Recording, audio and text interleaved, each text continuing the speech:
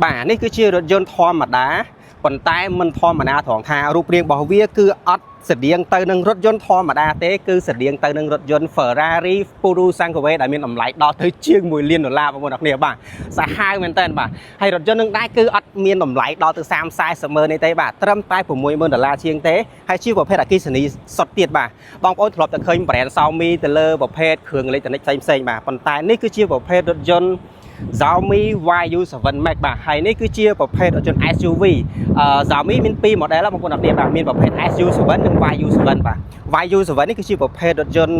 អគ្គិសនីបែប SUV បាទអញ្ចឹងសម្រាប់រថយន្តនឹងដែរគឺមានតម្លៃត្រឹមតែ$60000ជាងទេហើយបើរូបរាងរបស់វាវិញបងប្អូននឹងស្រាប់អីបាទស្តៀងទៅនឹង Ferrari តម្លៃជាង$1 លានបងប្អូនគ្នាបាទហើយពី0ទៅ100គីឡូម៉ែត្របាទបងប្អូនជន់ប្រើពេលត្រឹមតែ3វិនាទីតែប៉ុណ្ណោះបាទគឺលឿនហើយស្ទុះខ្លាំងមែនតើបងប្អូនគ្នា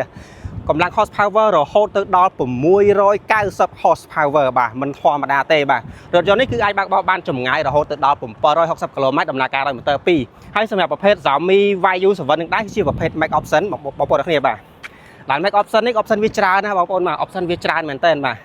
សូម្បីតែពណ៌ខាងក្នុងសម្រាប់ពណ៌ខាងក្នុងពណ៌ទឹកក្រូចគឺជាប្រភេទ option ថែមលុយកញ្ចក់ carbon fiber ថែមលុយប្រែមបូពណ៌ក្រហមពណ៌លឿងខុសគ្នាទៀតបាទថែមលុយដូចគ្នាទៀតយ៉ាន់21ថែមលុយទៀតអញ្ចឹងសម្រាប់ប្រភេទឡានដែល full បែបនេះបាទបងប្អូនចង់បានអាចកំងបានបាទហើយបងប្អូនមើលខាងក្នុងបាទអធិស្ឋានបាទសម្រាប់ឡាននេះដោយសារតែតឹមតម្លាក់ពីកុងតឺន័របាទអត់ទាន់បានលាងទឹកទេអញ្ចឹងនៅរៀងកក្រិចបន្តិចបាទហើយមើលខាងក្រោយបាទ spoiler 12ជាន់បាទ spoiler 2ហើយបើសម្រាប់ option មួយទៀតបាទ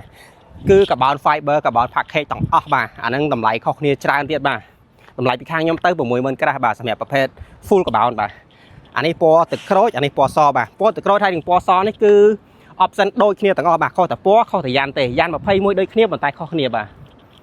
ហើយបងប្អូនមើលពីក្រោយបាទនិយាយរួមទៅឡាននេះគឺដូចទៅនឹង Ferrari Puru sang cáiនឹងមែនតើបាទទាំង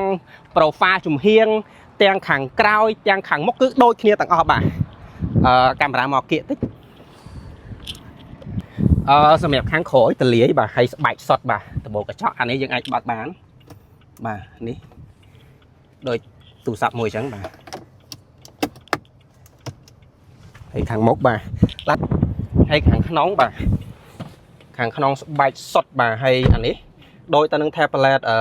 Xiaomi មួយអញ្ចឹងបាទគឺ response លឿនខ្លាំងមែនតើបាទហើយអានេះវាជាមិនមែនប្រភេទ head up display ទេបាទវាជា slide ដែលបាញ់ខាងក្នុងទៅហើយមើលទៅធំទូលាយខ្លាំងមែនតើបាទ